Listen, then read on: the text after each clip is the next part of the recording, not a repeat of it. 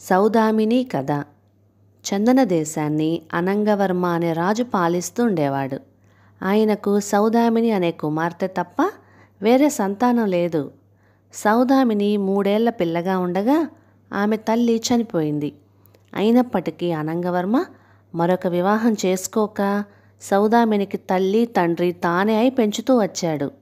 యుక్త వయస్సు వచ్చేసరికి సౌదామిని అపురూప సౌందర్యవతిగాను అమిత బుద్ధిశాలిగాను తయారయింది.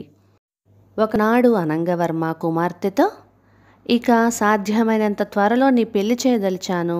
ఇదిగో ఇవి నానా దేశాల రాకుమారుల చిత్రపటాలు. ఈ తాళపత్రాలలో వారి వివరాలు రాసి ఉన్నాయి. బాగా ఆలోచించి నీకు నచ్చిన వరుణ్ణి ఎంచుకో తల్లి. అతడు నీకు భర్తే కాక ఈ చందన దేశానికి భవిష్యత్తులో కాబోయే రాజు కూడా అన్న విషయం నీకు తెలిసిందే కదా అని కొన్ని చిత్రపటాలను తాళపత్రాలను సౌదామినికి ఇచ్చాడు. సౌదామిని వాటిని అందుకొని పక్కన పెట్టి కొంతసేపు దీర్ఘాలోచనలో ఉండిపోయింది. ఆ తర్వాత, నాన్నగారు, నాకు కాబోయే భర్త తాలూకు అందచందాలను శౌర్య పరాక్రమాలను నేను వితర్కించవలసిన అవసరం లేదు. అవి మీరే చూడగలరు. అయితే నాకు కాబోయే భర్త సౌశీల్యాన్ని మాత్రం నేను నాకు తోచిన విధంగా పరీక్షించదలుచుకున్నాను. ఆ పరీక్షలో నెగ్గిన వ్యక్తినే నేను వివాహమాడతాను. సౌశీల్యాన్ని మించిన సుగుణము అందము లేదని నా అభిప్రాయం అన్నది. కుమార్తె మాటలకు సంతోషించిన అనంగవర్మ, ఏమిటి నీ పరీక్ష అని అడిగాడు. నేను మీకొక కథ చెబుతాను. నన్ను పెళ్లాడవచ్చిన వ్యక్తికి మీరా కథ చెప్పండి. అందులో గల సమస్యను పరిష్కరించగల వ్యక్తి విజేత అవుతాడు అని తండ్రికి కథ చెప్పింది. పూర్వం వత్సల దేశాన్ని చక్రసేనుడనే రాజు పాలిస్తుండేవాడు. ఆయన కుమార్తె పేరు కనకప్రభ. ఆమె అపురూప సౌందర్యవతి. ఒకసారి వత్సలకు మిత్రదేశమైన కౌండిన్య దేశపు రాజు విశ్వంభరుడు వత్సలలో జరుగుతున్న ఉత్సవాలలో పాల్గొనడం కోసం వత్సల దేశానికి వచ్చాడు.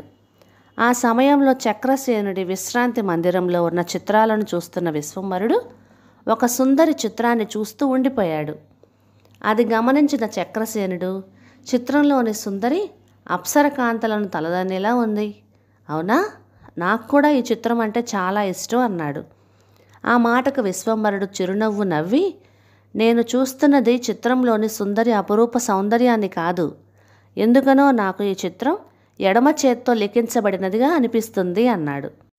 మిత్రుడన్నదానికి చిత్రసేనుడు ఆశ్చర్యపడి, లేదు లేదు, ఈ చిత్రాన్ని చిత్రించిన మాధురుడు అనే చిత్రకారుడు కుడి చేత్తో గీస్తుండగా నేను స్వయంగా చూశాను. నువ్వు పొరపాటు పడుతున్నావు అన్నాడు. నీ ఎదుట అతడు కుడి చేత్తోనే గీసి ఉండవచ్చు, కానీ నిజానికి ఈ చిత్రం ఎడమ చేత్తో గీసిందనే నేను ఖచ్చితంగా చెప్పగలను అన్నాడు విశ్వంభరుడు. చిత్రసేనుడు కాస్త పౌరుషపడి, సరే, ఇప్పుడే మాధరుణ్ణి పిలిపించి నిజం చెప్పిస్తాను. నేను ఓడిపోతే నా కుమార్తె కనకప్రభను నీ కుమారుడికిచ్చి పెళ్లి చేస్తాను అన్నాడు. అందుకు విశ్వంభరుడు తలూపి, ఈ షరతు నాకు బాగున్నది. నేను ఓడిపోతే బతుకున్నంతకాలం ఏటా నీ దేశంలోని అభివృద్ధి కార్యక్రమాలకు 50,000 వరహాల చొప్పున విరాళం పంపిస్తాను. సరేనా అన్నాడు. చిత్రసేనుడు మాధరుడికి కబురు పంపించాడు. గంటకాలం గడవకుండానే రాజు దగ్గరకు వచ్చిన మాధరుడు ఆయన ప్రశ్న విని ముందు తడబడి, తర్వాత తను ఈ చిత్రాన్ని ఎడమ చేత్తోనే గీసినట్టుగా ఒప్పుకున్నాడు. చిత్రసేనుడు కాస్త చిన్నబోయి వెంటనే సర్దుకొని మాధరుణ్ణి పంపించి వేశాడు. తర్వాత విశ్వంభరుడితో, నేను ఓడిపోయినా నాకు లాభమే చేకూరింది. మన స్నేహం బంధుత్వంగా మారనున్నది. మహారాణికి కనకప్రభకు చెప్పి సాధ్యమైనంత త్వరలో ముహూర్తం పెట్టిస్తాను అన్నాడు. విశ్వంభరుడు సంతోషంగా అందుకు అంగీకరించాడు. ఇది ఇలా ఉండగా ఆ రోజు సాయంత్రం కనకప్రభ తల్లి మహారాణి ఇందుమతీదేవి తమ ఇలవేల్పు అయిన స్వయం ప్రభాదేవి ఆలయానికి వెళ్ళి తిరిగి వస్తుండగా 4 దొంగలు మహారాణి ఉన్న పల్లకి బోయిల మీద పడి అటకాయించారు. అడ్డగించిన బోయిలు ఆ దొంగల చేతుల్లో చావు దెబ్బలు తిన్నారు. దొంగల ధాటికి ఆగలేక వీధిలోని జనం భయభ్రాంతులై చల్లా చెదురైపోయారు. దొంగలు 4 మహారాణిని సమీపించబోతుండగా మెరుపులా ఒక యువకుడు వచ్చి వారి మీద పడ్డాడు. అతడి కత్తి దెబ్బలకు తట్టుకోలేక దొంగలు పారిపోజూశారు.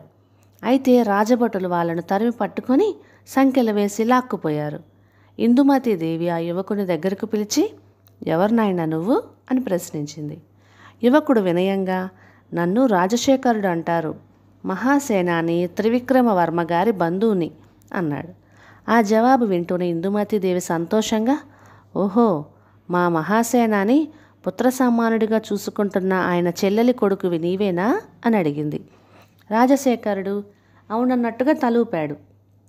నువ్వు కాశీలో విద్యాభ్యాసం చేస్తున్నట్టు విన్నాను, అది ముగిసిందా అన్నది ఇందుమతీదేవి.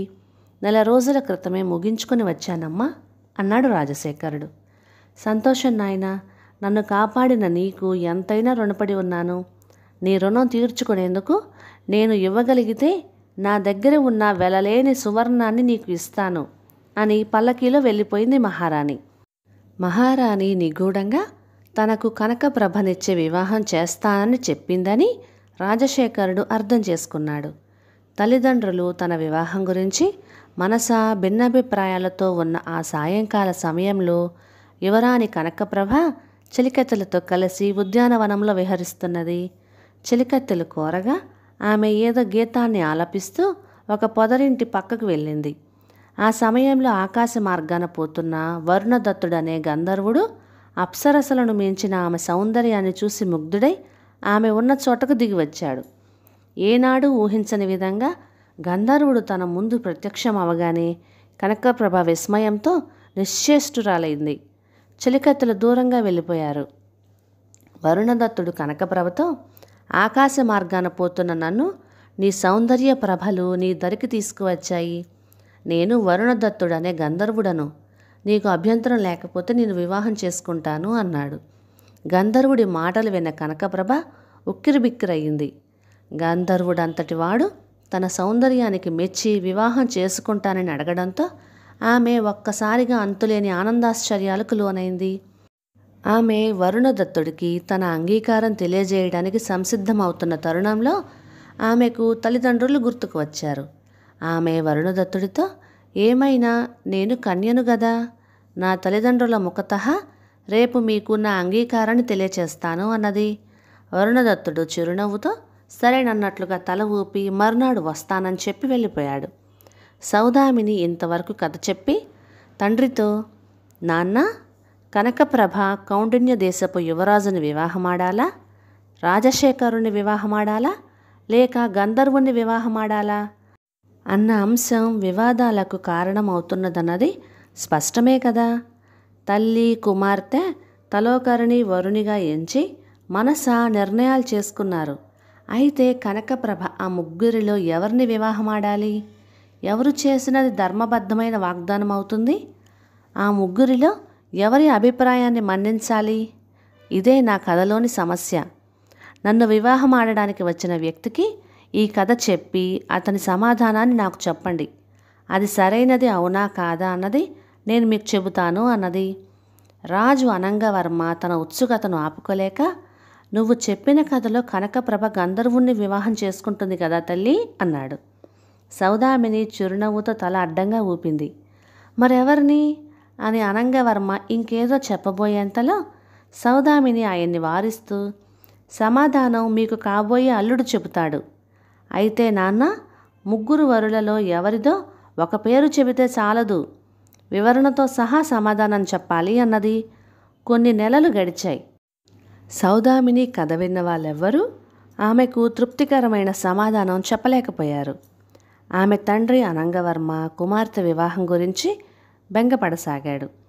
ఇలా ఉండగా అనంగవర్మకు దూరపు బంధువైన జయంత దేశపు రాజు విచిత్రసేనుడు తన కుమారుడైన చంద్రసేనుణ్ణి ఒక లేఖతో అనంగవర్మ దగ్గరకు పంపించాడు.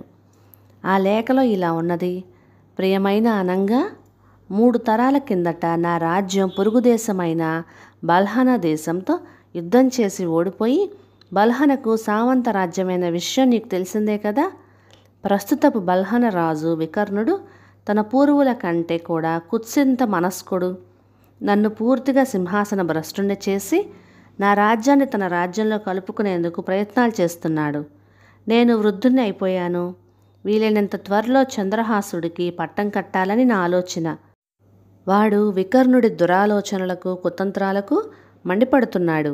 సైన్యాన్ని సమీకరించి బల్హనా మీదకి దండెత్తాలన్నది వాడి ఆలోచన. అందుకుగాను గిరిజనులను, అడవి జాతుల వాళ్లను కూడా సైన్యంలో చేర్చి మంచి శిక్షణ ఇస్తున్నాడు.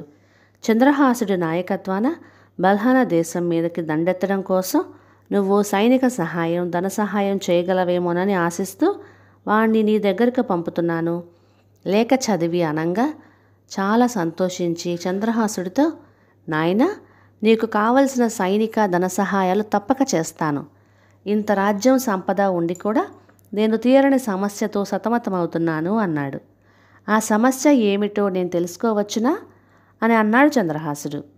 తెలుసుకొని మాత్రం ఏం చేయగలవు అని అనంగవర్మ సౌదామిని చెప్పిన కథను చెప్పి, ఇంతవరకు వచ్చిన వాళ్ళల్లో ఆ 3 వరులలో ఎవరిదో ఒకరి పేరు చెప్పిన వాళ్ళే గాని సౌదామిని మనస్సుకు నచ్చే వివరణ ఇచ్చిన వాళ్ళే లేరు అన్నాడు విచారంగా.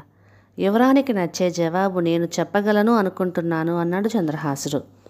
ఆ జవాబుకు అనంగవర్మ ఎంతో సంతోషంగా, అంతకంటే నాకు కావలసింది ఏముంది నాయనా, ఏమిటో చెప్పు అని అడిగాడు.